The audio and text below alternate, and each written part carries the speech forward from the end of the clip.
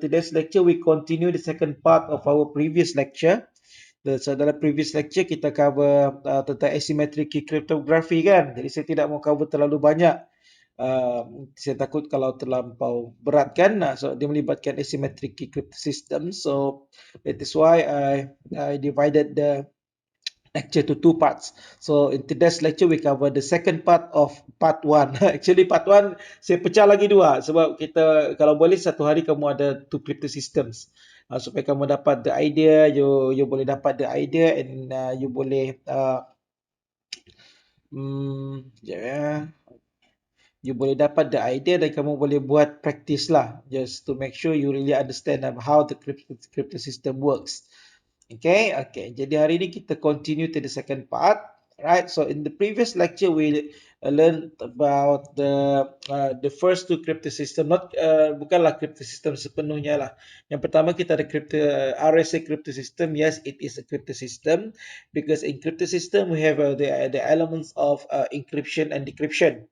Okay, itu crypto system. So the other one kita belajar juga last week adalah key exchange. So key exchange, the purpose is different with crypto system. Okay, so for key exchange, the purpose is to make sure two separated parties located at different places, okay, can exchange the key securely. That means at the end of the algorithms, both parties can have a common value. Ada nilai yang sama orang pegang, okay, nilai kekunci yang sama, then they can proceed to use the symmetric key cryptography. Okay, because in terms of security, if we use a suitable size of key, so secure symmetric key cryptography itu lagi bagus sebenarnya.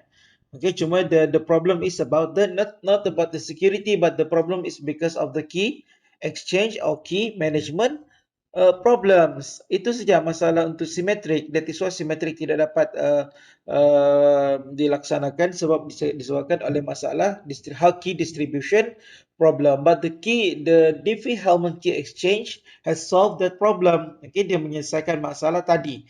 Where at the end of the algorithms, okay, ini algorithm dia. So at the end of the algorithms, Alice and Bob can generate a common key.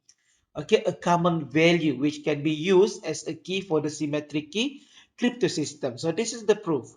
Okay, so EA is computed by Alice, okay, by obtaining some information from Bob through open channel.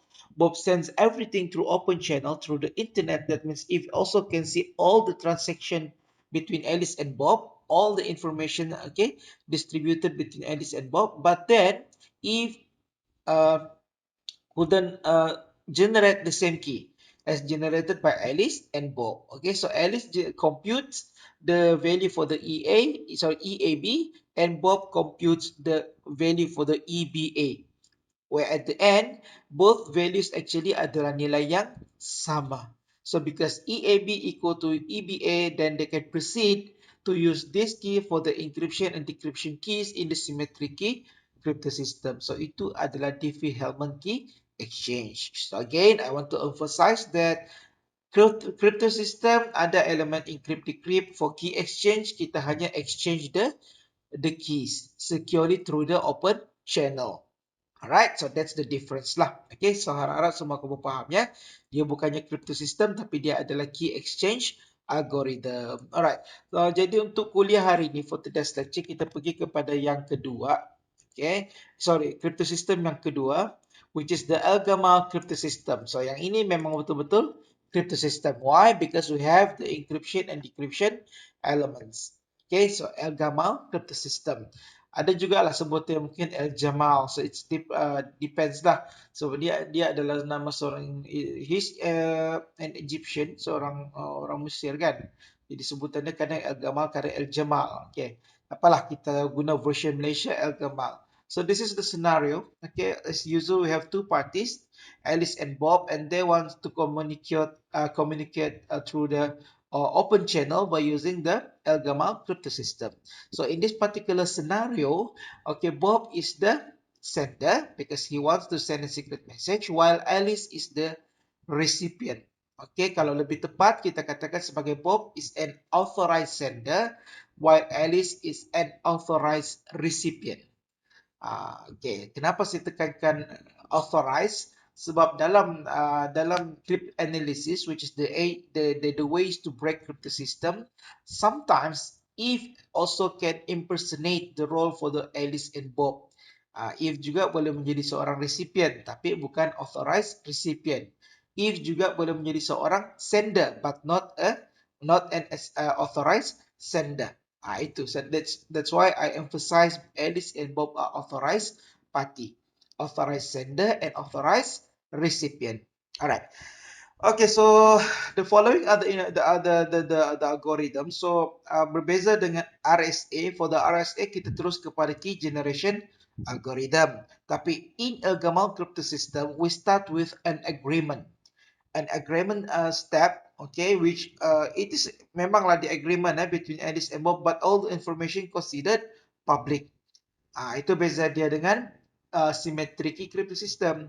For symmetric key crypto system, yes, Alice and Bob also do the agreement step, but all the processes are done securely ataupun secara secret. Okay, tapi dalam El Gamal, because this is asymmetric key crypto system, so the agreement steps is done through open channel. That means Alice and Bob agree kepada beberapa values, and these values also known by Eve as the attacker, because all the transaction, all the agreement are done through the open channel. Jadi maknanya walaupun agreement, tapi Eve juga tahu nilai yang Alice dengan Bob ini agree bersama. Okay, so berbeza dengan symmetric, walaupun mereka agree, tapi dibuat secara secret. Okay, that's the difference. So in the agreement step, in the Algama crypto system, Alice and Bob agree on the following values. The first one is a large prime denoted by P. Nombor perdana yang besar. So kenapa perlu besar? Of course for security purpose.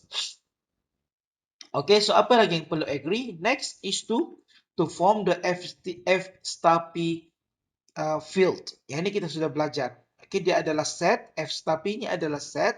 The smallest element for the set is 1 and the largest is P minus 1. Okay, so kalau P itu katalah 7, so the elements are 1, 2, 3 up to 6. Okay, itu F star P.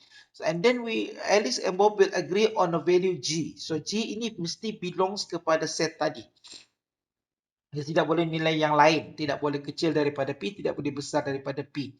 Okay, mesti berada dalam set F star P. And then the other condition is the selected G also must be a generator of F star P. If you still remember in the previous lectures, kan, saya ada terangkan apa yang dikatakan sebagai generator. That means G to the power of I, where I equal to 1 up to P minus 2, can generate the whole elements of the F star P. Dia boleh generate semua elemen bagi F star P. Jadi itu yang kita panggil sebagai the generator. So if the selected G fulfills both conditions, belongs to F star P and also generator for the F star P, then the integer G can be selected or agreed by Alice and Bob. Okay, so ini adalah agreement. That means if also knows the value for the prime P and if also knows the value for the selected G. Alright, the next step, the next step is the key generation algorithm. Alright, so this is the key generation algorithm, and this algorithm is done by Alice as the authorized recipient. Alright, dilakukan oleh si penerima. Kenapa? Kerana penerima yang akan buat decryption. So that is why the penerima mesti ada dia punya private key. And the private key is mathematical related with the public key. So that is why the key generation algorithm is done by the authorized recipient. Okay, so the first step is to choose an integer A. So the integer A lies between the 0 or belongs to the interval 0 up to P minus 2. Okay, so mesti berada pada interval itu. Dan this value A is the Alice's private key. Okay, so that is why P tadi mesti besar. The prime P itu mesti prime number yang besar. Kerana in this Algama crypto system, the P is the private key value. Kalau if the chosen P is small, then if can try all the possible P. Katalah if, Alice pilih P sama dengan 17. Okay, let's say Alice chooses the value for the P itu sama dengan 17. Okay, Alice and Bob agree that the value for the prime P is 17. Then if, as the attacker can try all the possible P. Okay, because the private key lies between the range 0 up to P minus 2. So P minus 2, 17 minus 2, 15. So if can try the integer 0 up to 15, mana satu yang menjadi private key untuk Alice. See, senang kan untuk attack? So that is why the chosen prime P must be a huge number. It's a large prime numbers. Okay, so to provide the security. Alright, the next step is to okay, sudah ada A tadi kan? Okay. So the next step is to compute the E sub A. So E sub A is the Alice's public key. That is why E adalah public key. So kita ada subscript A.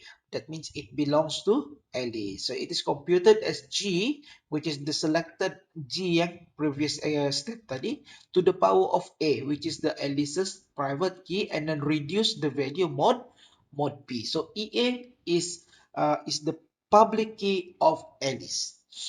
Okay, adalah public key of Alice. So that means doesn't matter if knows the value for the EA tapi dia tidak tahu what is the value for the A. Okay, so if tahu nilai bagi G, if tahu nilai bagi P tapi dia tidak tahu nilai bagi A. Alright, so itu dia kenapa A dikatakan sebagai private key. Alright, then so Alice sends the generated public key EA to Bob and keeps the other information secretly lah, especially the A. Alright, next is the encryption. So the encryption done by Bob as the authorized sender. So just like the RSA crypto system, Bob also need to make sure that the message lies between this interval. Okay, it is greater than or equal to 2 and in much less than or equal to P minus 1. Okay, so M is the message, M is an integer, and M lies between ataupun belongs to this interval. Kenapa? Disebabkan oleh modulo reduction lah. Because in decryption, kita ada modulo reduction. So, after modulo reduction, the outcome itu mesti berada antara 1 hingga P minus 1. So, kalau M itu di luar daripada outside that range, so Alice tidak akan jumpa M apabila selesai proses di decryption. So, that is why Bob need to make sure that the secret message lies between this interval. Okay, sudah selesai. Next is to choose a random integer. Ini perbezaan yang nyata antara Elgamal dengan RSA. In Elgamal crypto system, Bob as the sender bukan hanya encrypt, tapi dia juga kena memilih satu kekunci. Okay, choose a random integer k, which also belongs to f star p. And this value or this integer is the Bob's ephemeral key. Bob's ephemeral key. Later on saya akan terangkan apa dia ephemeral key. Tapi this key is generated by Bob as the sender. Normally key generation by the recipient kan. Tapi this time untuk Elgamal, sender juga ada key yang dipanggil sebagai ephemeral key. Okay, so ephemeral key is an integer belongs to the set f star p. So remember f star p is a set contains 1 up to p minus 1. So k mesti berada dalam set yang tadi. Okay, the next step is to compute the ciphertext. Okay, this is another difference between Elgamal and RSA. In RSA, the encryption yields a single ciphertext, denoted by capital C. Sebab dia satu saja. But in Elgamal, okay, the encryption yields a pair of ciphertext. So, bila a pair, that means sepasangan. Bila sepasang, maknanya dua lah. Okay, so we have C1, okay, which is the first ciphertext, and also we have C2, which is the second ciphertext. Okay, ingat so dalam RSA satu ciphertext, tapi dalam Elgamal ada dua ciphertext, sepasang, a pair of ciphertext. Alright, so the first one is C1 and the second one is C2, and both values are the ciphertext values. So the first ciphertext is computed as G to the power of K mod P. G is the agreed value between Alice and Bob, while K is the ephemeral key, Bob's ephemeral key. Okay, the second ciphertext is computed as M, which is the message, multiplied with the value for the EA, which is the Alice's public key, to the power of K. and then we reduce that value mod p. Okay, so both ciphertext are computed by using k as the exponent value, where k is the ephemeral key.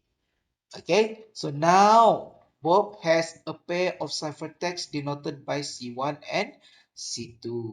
Okay, so mesti susunan mesti betul lah supaya bila hantar kepada Alice, then Alice knows yang the first one ini adalah C1, the second one ini adalah C2. So mesti dalam susunan yang betul. Okay, so kalau tersilap susunan, so nanti proses dia akan dalam decryption akan fail lah. Okay, because in the decryption algorithm which is done by Alice, by using the ciphertext upon receiving the ciphertext from Bob. Okay, so Alice tahu yang di depan itu C1, yang di belakang itu C2. Because in order to do the decryption, first Alice mesti kira X dulu. Okay, the integer X. And the integer X is computed by using C1. Not C2, but C1. That is why the position for C1 and C2 adalah important. Okay, so the X is computed by using C1, the first ciphertext, to the power of A, which is the Alice's private key. And then reduce that value mod P, then kita ada X. Okay, so because of the modulo reduction, disebabkan oleh modulo reduction ini, maka nilai X confirm mesti akan besar daripada 1 dan kurang daripada P. Okay, because of this modulo reduction. And remember that P is a prime number, so P can be only divided by 1 and itself. Jadi apa yang kita boleh pastikan, then we can make sure that the GCD of X and P equal to 1. Confirm. Okay, X dengan P sama dengan 1 dia punya GCD. And kenapa perlunya GCD? Mesti ingat, bila ada elemen GCD equal to 1, mesti related dengan multiplicative inverse. So because the GCD equal to 1, then we can ensure that the existence of the inverse. Okay, the multiplicative inverse of X modulo P, and it is denoted by X to the power of negative 1. So the next step is to compute this inverse by using the extended Euclidean algorithm. And this inverse is used to compute the the secret message. So the secret message is computed as the multiplicative of X, the multiplicative inverse of X mod P multiplied by the second ciphertext. Okay, the second ciphertext, then we reduce this value mod P, then we obtain the value for the M. So because of this modulo reduction, so the obtained M ini mesti juga lies between this range. So that's why the message ini mesti dalam range ini. Kalaulah Bob memilih message yang di luar this range, after decryption memang tidak jumpa lah. Sebab Alice akan buat modulo reduction P. Okay, so faham kan? So because of this modulo reduction, the computed M by Alice is lies between this interval. Okay, so kerana dua-dua dia berada interval yang sama, nilai dia sama lah. Okay, we can make sure that the computed M by Alice equals to the encrypted message by Bob. Okay, so ini adalah the proof of correctness. Okay, kita panggil the proof of correctness of the Elgamal crypto system. In this proof, we show that how macam mana sebenarnya the decryption formula ini boleh menghasilkan the message. So this is the proof. Okay, so the decryption is done by computing the multiplication of the inverse X multiplied by C2 mod P. Okay, so kalau kita tengok C2 ini dikira sebagai the C2 is computed as M times EA to the power of K. Okay. Okay. Next, X ini pula, kalau kita tengok the next step, previous step, X is computed by CA to the power of A. So we can replace X by C1 to the power of A, and the negative 1 remains outside this parenthesis because we only substitute the value for the X. We also substitute the value for the EA. So EA is computed by G to the power of A. Alright? Okay, so the exponent k also remains outside the parenthesis because we only replace the value for the EA. Okay, next. Kemudian C1. Okay, di sini ada C1. So C1, when we refer to the previous algorithm, C1 is computed as G to the power of K. So we can substitute C1 as G, K. Okay, so because G is an integer, K integer, A also integer, negative 1 also integer.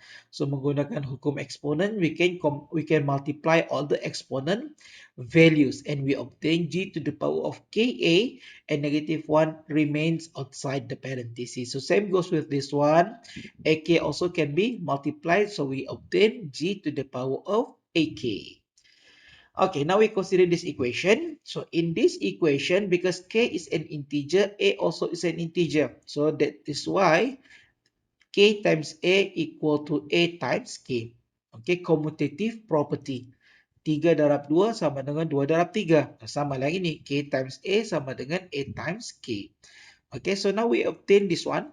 Okay, so this one is GAK inverse, this one is GAK. So the multiplication of these two values equal to 1. They are congruent one mod B. Okay, this is ibarat boleh bayangkanlah this one X inverse. So hasil darab dia mesti dengan 1 kan? So samalah. This one GAK inverse, this one GAK the original one. So the multiplication of this yields 1. So 1 darab M is the message, right? So the outcome is M mod P. So because the selected M by Bob is already less than P. Remember, the selected M berada pada range ini. So M ini kurang daripada P. So that is why, okay, so M mod P kekal sebagai M. Right? So this is the proof how the decryption algorithm of the Elgamal crypto system yields the original message M. Okay? Is it clear, class? Boleh faham? Boleh Yes, faham sir. tak? Okay. Itu dia punya proof, the mathematical proof how the message can be obtained through the decryption algorithm. Okay. So as usual, to make it clear, I give a numerical example for you. Of course, the chosen numbers are small numbers and not realistic lah. Cuma ini untuk lecture and also for your understanding purposes. Itu saja. So that's why kita menggunakan nombor-nombor yang kecil lah. Okay. Tapi untuk tujuan security, of course, memang fail lah. Okay. Alright, in this scenario, Bob wants to send a secret message M, which is equal to 12 to Alice, and they agree to use Elgamal crypto system for secure communication purpose. Okay, the first step is the agreement step. So Alice and Bob agree on the following values. The first one is the prime number. So the chosen prime in this particular example is 17. Of course, 17 itu sangat kecil kan? Okay, tak apalah. So 17. Okay, next is to choose the generator for the F star P and the selected generator is 3. Okay, so kita boleh buktikan bahawa 3 can generate all the elements for the F star 17. Tapi dead proof itu kita simpan dulu lah because ini untuk Elgamal kan, bukan untuk tunjukkan the inverse. The generator. Ini untuk tujuan Elgamal. So memang G equal to 3 ini adalah the generator. Okay, next is the key generation algorithm by the recipient, which is Alice. So Alice chooses an integer a which is equal to 7 because 7 belongs to the interval 0, 15 as her private key. Next, Alice computes the value for the EA, which is her public key, as 3 to the power of 7 mod P. Okay, G to the power of A mod P, and the outcome after the modular reduction equal to 11. Okay, equal to 11 as her public key. Now Alice has a set of keys which are the public key EA equal to 11 as well as the private key equal to 7. Okay, next is the encryption. So prior the encryption process, okay, Bob need to make sure that the value for the M belongs or lies in that interval. So in this particular case, the message is 12. So 12 belongs to that interval. So bolehlah, boleh proceed. Next is to choose a random integer. Mana-mana integer saja asalkan dia belongs to F star P. And this key is known as ephemeral key. And it is generated by the sender. So in this particular example, the chosen value is k equal to 4 because 4 belongs to F star 17. Alright. Next. Okay, next. So ini adalah 17. Saya rasa boleh tukar terus lah. Takut saya lupa. Wait ah. Okay, so P ini adalah 17. Okay. Save. Okay. Okay, so because 4 belongs to F star 17. So element for the F star 17, apa dia? 1, 2, 3 up to 17 minus 1. So 4 ini belongs to this set. Okay. Next is to compute the pair of ciphertext. Sepasang. So ada dua. So the first one is denoted by C1. C1 equal to G to the power of K. Okay, mod P. So the outcome after the modulo reduction equal to 13. Next is the C2. C2 is equal to M, which is the message. Okay, multiply with the public key of Alice, EA to the power of K. And then again, we reduce this value mod P, we obtain 14. So now Bob has a pair of ciphertext C1 and C2 and sends the ciphertext pair to Alice. So upon receiving the pair from Bob, then Alice knows the first number is C1 and the second number is C2. So prior to the decryption algorithm, Alice mesti compute X dulu. Mesti compute X dulu. So X is computed as C1 to the power of 7 is the private key kan? Okay, 7. Mod P. So after modulo reduction, the outcome is 4. So because 17 is prime, then we can make sure that the GCD of X and also the prime equal to 1, and that ensures the existence of the multiplicative inverse of 4 modulo 17. So kalau boleh guess, kamu boleh guess, boleh teka, tapi kalau tidak perlu menggunakan the extended Euclidean algorithm. So in this particular case, because smaller numbers kan, so kita boleh guess lah. So 17 tolak 16 sama dengan 1. And the inverse itu is yang ini, attached dengan kita punya X. Okay, which is in this case negative 4. But then we require the value for the inverse tu mesti positif kan? So kita kira lah negative 4 mod 17. Senang saja, negative 4 plus 17. So we consider the first positive number appear adalah 13. So 13 itu adalah the multiplicative inverse of 4 modulo 17. So settle the first part. Tapi belum lagi decryption lah. Baru first part. Okay, so the decryption is done by computing M. Okay, computing M, which is the message, it is computed as X to the power of negative 1. That means the multiplicative inverse of X modulo P, and then multiply with C2, which is the second ciphertext, and then we reduce that value mod 17, we obtain the value equal to 12. So this is the message sent by Bob to Alice. Sama kan? 12, yang ini pun 12. So katalah Bob pilih M ni 20. M sama dengan 20. So after modulo reduction memang tidak jumpa lah. Because modulo reduction ensure that okay, decryption ini nilainya mesti kurang daripada 17. So dapat 12 lah. So sama dengan the encrypted message. Okay, so done untuk Elgamal Crypto System. So the security of Elgamal ni, kalau RSA, security dia bergantung kepada factorization kan. How to factorize N kepada PQ. So untuk security Elgamal, the security lies on the hardness, kesusahan to solve the discrete logarithm problem, which is to obtain the private key A lah. Okay, so in other words, to solve this problem. Mana sudah? Ini. Macam mana solvekan masalah ni? Ini kita tahu. EA ni public. G pun tahu. Okay, because agreement kan. P pun tahu. Because also agreement value. Known by if. Tapi if tidak tahu A ni. Macam mana dia buat? Selain daripada teka lah. Kalau teka memang senang. Tapi macam mana dia kira untuk dapatkan A? Itulah yang dipanggil sebagai discrete logarithm problem. Okay, dia ada logarithm problem tapi jawapan dia mesti integer. Sebab log kan dia boleh menghasilkan an integer juga.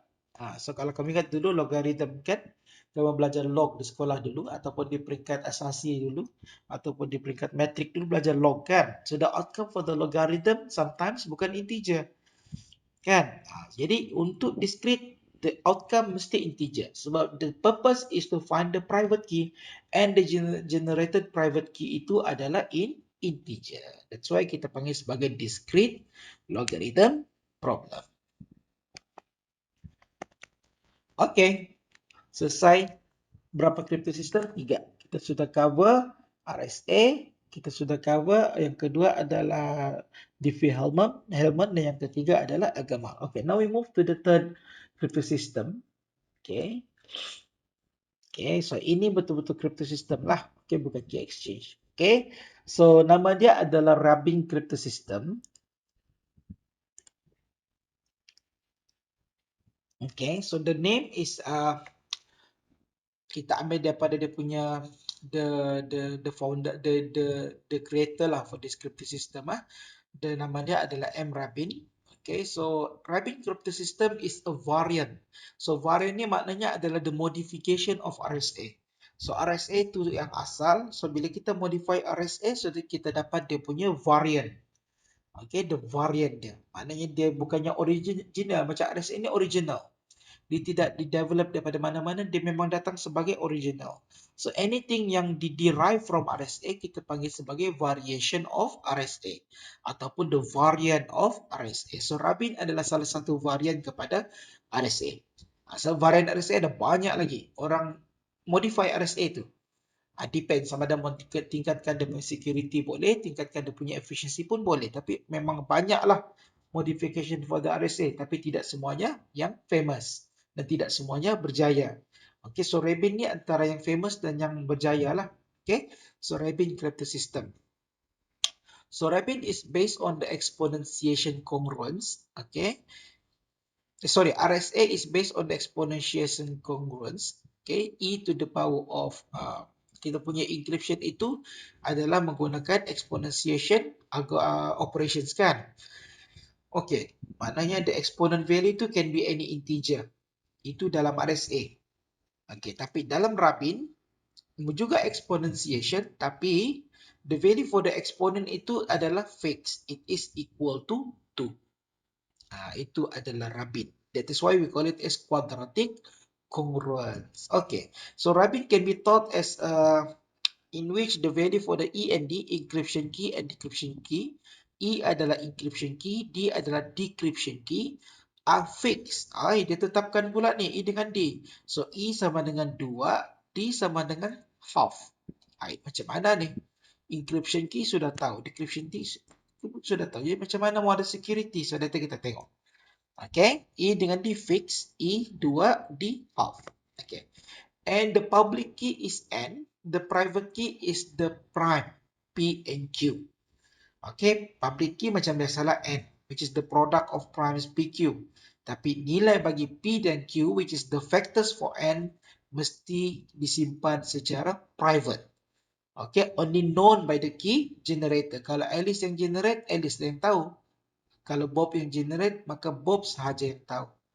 Oh ya, saya lupa tadi terangkan ephemeral key kan. Okay, ephemeral key dalam Elgamal crypto system tadi, kenapa kita panggil sebab ephemeral? Dia bukan private, dia bukan public kan. Dia panggil ephemeral.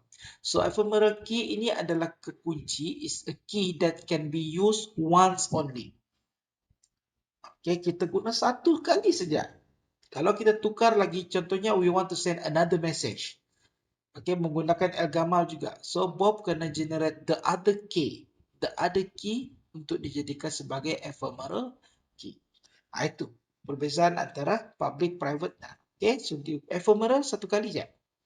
Cannot be recycled because whenever we recycle the value ephemeral, so dia akan menjejaskan security. Okay, itu adalah yang ephemeral key tadi. Dalam Elgamal lah. Saya lupa untuk explain pula kan. So itulah the ephemeral key. Okay. So dalam Rabin, this is the scenario. Alice wants to send a secret message to Bob and they agree to use the Rabin crypto system. Okay, the following are the algorithms for the Rabin. So it starts with the key generation algorithm. So it is done by Bob. Bob is the recipient. Nah, saya sengaja nih tukar-tukar Alice dengan Bob. Saya sender separation supaya kau faham. Do not memorize the characters, but memorize ataupun understand the role of the characters. Kalau saya fix, nanti buku lain guna peranan yang berbeza, kamu sudah confused. So better you understand the role and don't only memorize the names, but understand the role. Okay. So key generation algorithm is done by the recipient, the authorized recipient. So Bob chooses two large prime distinct prime numbers. Mesti berbeza lah. P tidak boleh sama dengan Q. Distinct, dan yang kedua mesti prime dan mesti besar lah. Untuk tujuan security. Because the private key are PQ. Kalau PQ ni kecil, so if boleh try lah all the possible P dengan Q. Alright. So next is to compute the product of these two primes, which is denoted by capital N. The capital N is considered public. Okay, so the next step is to send the public key N to Alice while P and Q are kept secret. Okay, now is the encryption algorithm. It is done by the sender, the authorized sender. So upon receiving the product N from Bob, Alice computes the ciphertext C. Okay, so remember, M in this particular case juga mesti kurang daripada N. The chosen M, which is the message, mesti kurang daripada N. Why? Because of the modulo reduction operation. Okay, so itu saya skip lah, sama konsep dengan RSA kan. So the ciphertext C is computed as M, which is the message, to the power of 2. 2 ni fix. Tak payah sudah mau generate apa-apa, memang dia fix. Okay, M square and reduce that value mod N. Inilah the ciphertext. Ringkas kan Rabin ni? Okay, M square. Okay, so apa kelebihan Rabin berbanding RSA? Kalau RSA, encryption is done by M to the power of E kan? E is the encryption key. And E normally is a large numbers. Nombor yang besar, encryption key. Jadi because dia besar, so dia akan efek kepada efficiency. Nah, tapi dalam Rabin, dia solve that problem by fixing the value for the E. E itu sama dengan 2. Okay, 2. So of course, this one more efficient lah daripada ME. M to the power of E, where E can be any large numbers. Tapi ini memang sebagai fix sebagai 2. Which is much smaller than the original E. Itu kelebihan Rabbit. So the encryption can be done efficiently, and then the obtained C will be sent to Bob lah. Okay, sebagai the authorized recipient. So upon receiving the ciphertext, di sinilah yang leceh untuk Rabbit. Pengiraan dalam decryption dia agak complicated. Okey, dalam decryption algorithm yang dilaksanakan oleh Bob, maka Bob akan mengira beberapa values. The first value to be computed by Bob is denoted by A sub 1, which is computed as C to the power of P plus 1 divided by 4, and then we reduce that value mod P. Itu A1. Untuk A2, we take the negative of the previous A1 tadi. Kita ambil yang negatif dia. Tapi rasa tidak masalah juga. Saya sudah ajarkan macam mana kira modulo reduction untuk negative values kan. Okay, so ambil A1 tadi, letakkan negatif saya di depan dia. And then we compute that value. So, selesai dengan A1, kita pergi, selesai dengan A, kita pergi kepada B pula.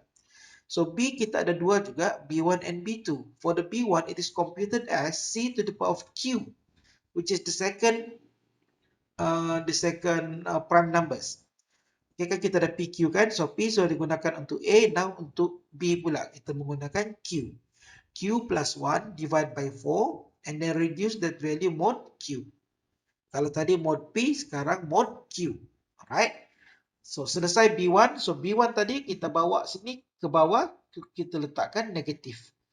Value yang sama nih, cuma ini positif, this one negatif. So kita ada A1, A2, B1 and B2. A1 and A2 computed by using P and P, while for the B1 and B2 they are computed by Q and Q. Okay, next. Okay, kita sudah dibagi kemudahan dalam encryption, so kita dibagi kesusahan dalam decryption pula. Macam-macam kena kira. Okay, tapi jadi risau, yang kira ni kalau dalam real implementation adalah komputer. Memanglah kalau kita buat manual nampak rumit kan? Tapi kalau guna komputer, cepat saja ni. Okay. So dalam decryption kena gunakan Chinese Reminder Theorem. Kenapa kita perlu mengira the solution for the following system? Okay, the first system we need to find M1 which can satisfy both congruences. Satu nilai M1 yang memuaskan kedua-dua congruence ni. Yang ini adalah macam persamaan serentak kan, tapi ini adalah congruence relation. So that is why kita kena menggunakan Chinese Reminder Theorem. Okay, so solve yang ini dapatlah nilai M1. Lepas tu kira pula the second one adalah M2. Also M2 satisfies both congruences. M2 menyebabkan kedua-dua congruence ini menjadi true. Jadi kena cari nilai M2. Lepas tu M3 and also M4. Kamu shuffle saja A1, B1, A1, A2, A2, B1 and A2, B2. Semua ni adalah distinct pair. Okay. So sekarang sudah ada M1, M2, M3, M4. Okay. Okay. So sekarang kalau biasanya normally in decryption kita akan menghasilkan satu message kan sebagai yang decrypted message kan. Tapi dalam Rabin ada satu kekurangan dia. Okay. The major drawback of Rabin crypto system is it yields 4 different decrypted messages. Biasanya kan macam RSA di decryption mengira 1M kan. Elgamal pun sama, kira 1M. Mana tadi? Elgamal di sebelah. Okay, slide yang satu lagi pun menghasilkan 1M. Tapi dalam Rabin it yields 4M. 4 message. Di decrypt ada 4 message yang terhasil. Ada M1, ada M2, M3 dan M4. Dan the recipient kena pilih mana satu antara 4 ini adalah the correct message. Rumit kan? Tapi adalah kaedah dia macam mana Alice dengan Bob boleh communicate untuk bagi tahu mana satu yang message yang betul. Kenapa? Sebab even kalau Alice bagi tahu Bob pun, Eve dapat tahu kan. Dia kata contohlah Alice bagi tahu Bob, the true message is M3. Walaupun Eve tahu tapi dia tidak tahu nilai bagi M3 sebab dia tidak boleh buat the decryption algorithm. Cuma dia ada information, additional information lah. Okay, which is the correct message itu adalah M3. Itu saja. Tapi untuk kira M3, dia tidak boleh. Sebab dia tidak tahu nilai bagi P, dia tidak tahu nilai bagi Q. Macam mana mau kira semua ni? Sedangkan semua ni mesti memerlukan P dengan Q. That is why the security for Rabin lies between on the hardness of factorization. Whenever Rabin can compute P and Q, then Eve also can proceed with the decryption algorithm. Tapi selagi if tidak tahu P dengan Q, maka dia tidak akan buat decryption. Dia tidak akan dapat laksanakan decryption algorithm. As long as P and Q are private keys ataupun unknown values. Okay, so boleh faham kan? So other crypto system yields single decrypted message, but Rabin it yields 4 decrypted message. So it depends pada Alice dengan Bob untuk communicate, untuk bagi tahu mana satu message yang betul antara 4. Okay, so itulah keburukan ataupun bukan keburukan lah, dia kelemahan sedikit bagi Rabin. Berbeza dengan crypto system yang lain. Tapi dia sudah solve masalah yang pertama tadi, encryption. Normally encryption sangat lama sebab E kan besar. Jadi untuk kira M to the power of E tu makan masa. Tapi dia sudah reduce that problem by fixing the value for the E sama dengan 2. M to the power of 2 aja. Kecil kan? Reduce mode N. Cuma yang kuatkan besar is the decryption algorithm. Because kena kira A1, A2, B1, B2. Kena pula kira Chinese Reminder Theorem. Itu saja. Tapi still lagi okay lah. Okay, untuk Rabin. Okay, so Rabin crypto system is not deterministic. Okay, kenapa tidak deterministic? Sebab ada 4 decrypted message. Dia bukan satu. Kalau satu, yes, deterministic. So decryption creates 4 equally probable plain text. So it is up to the receiver to choose one of the 4 as the final answer. Okay, I'll give you an example. Alice wants to send a secret message M equal to 24 to Bob. And they agree to use Rabin crypto system. So message 24. So untuk Bob, dia chooses 2 prime numbers. So he chooses P equal to 23, Q equal to 7. And the product is 161 as the public key N. while P and Q mesti disimpan secara private. Okey, hantar N kepada Alice, so Alice akan kira dia punya ciphertext. Okey, dia punya message adalah 24 tadi kan. So the ciphertext is computed as 24 square mod N. The outcome of the modular reduction is 93. So 93 is sent to Bob as the ciphertext. So upon receiving the ciphertext, so Bob akan kira nilai 4. A1 sama dengan this one, 93 to the power of P plus 1 divided by 4 equal to 6. And then reduce this value mod 23, the outcome is 1. Okey, ambil 1 ni, letakkan negatif di depan. So, negative 1 mod 23, senang saja. Negative 1 plus 23. So, the first positive number appear is 20, 22. So, 22 is equal to A2. So, finish with A1 and A2, kita pergi kepada B1, B2. A1, A2 computed by using P, B1, B2 computed by using Q. So B1 is equal to 93 to the power of Q plus 1 divided by 4. The outcome is 2. So 93 square, we reduce mod 7 equal to 4. So 4 bawa ke bawah, jadilah negative 4 untuk B2. Negative 4 mod 7, senang saja negative 4 plus 7. So the first positive integer yang appear adalah 3. Kenapa saya tekankan the first positive? So kadang-kadang bila kamu tambah, dia masih lagi negatif. Mungkin itu contoh-contoh yang lain lah. Jadi bila dapat negatif, kamu kena tambah lagi. Tambah 7, tambah 7, tambah 7. Sampai kamu dapat the first positive integer. In this particular example, the first positive integer that appear after we add negative 4 with 7 is 3. So P2 equal to 3. Okay, so kita ada 4 values ni. Sekarang kita susun dia. Dalam susunan yang betul lah. Okay, yang mesti betul yang di sini ni. Ikut yang ini ya. Follow yang this one. A1, B1, A1, A2, B2, sorry, A2, B1, A2, B2. So, yang ni mesti correct. Okay, and then kita ada M1, M2, M3, and M4. So, bolehlah kira ini. So, selesaikan ini menggunakan Chinese-Remainder Theorem. Selesaikan yang ini first. Ini congruence serentak kan? So, mesti cari nilai M1 yang memuaskan kedua-dua congruences. So, dapat nilai M1, dapat nilai M2, M3, and M4. Boleh menggunakan CRT, Chinese Remainder Theorem. So, dapatlah nilai bagi M1 sama dengan 161, M2 sama dengan 24, M3 equal to 137, and M4 equal to 45. Okay, so recall balik apa message yang dikirim oleh Alice tadi. Okay, message-nya adalah 24.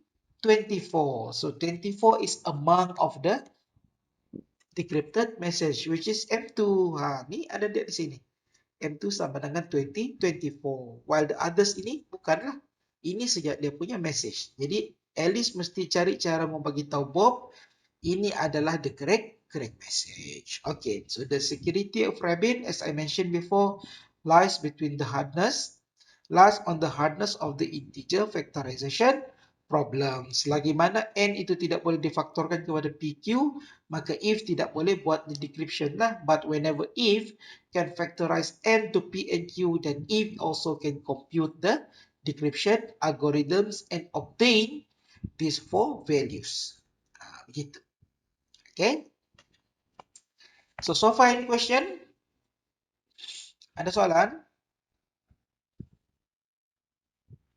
Boleh faham untuk kuliah hari ini? So far, okay, sir.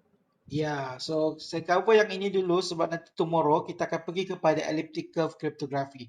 So elliptic curve cryptography is the most complicated, yang antara semua-semua dia paling complicated. Jadi tomorrow kita boleh fokus yang ini. Okay?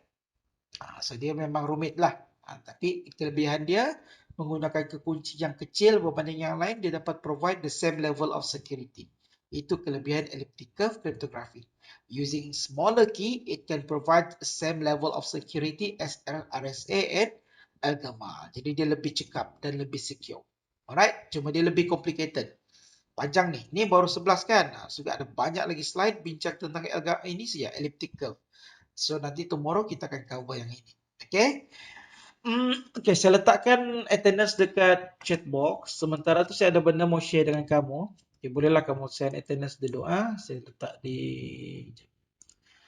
letak di chat box untuk attendance. Sementara tu saya mau share something dengan kamu sebelum kita dismiss kelas lah. Oke, so attendance sudah ada dekat link, boleh kamu klik. Dapatkah?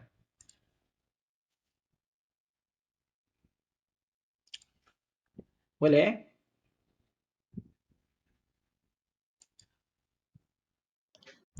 Kejap saya punya masih load.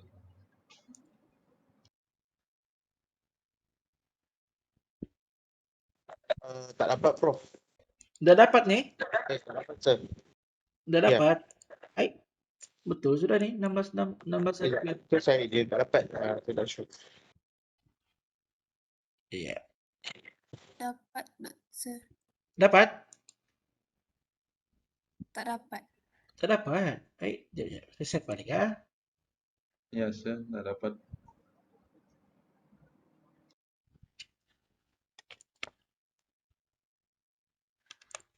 Ya, tiba-tiba pula OBE macam sangkut lah.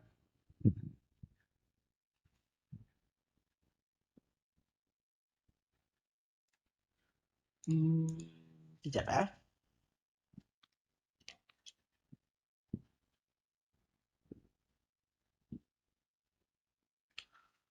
OBEMS.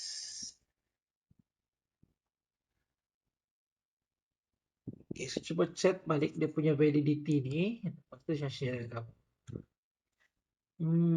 Okay, sambil-sambil saya tunggu saya punya OBE system ni stabil. Masih lagi dia loading ni. Okay, saya mau share something dengan kamu ni. Something yang pada saya interesting lah.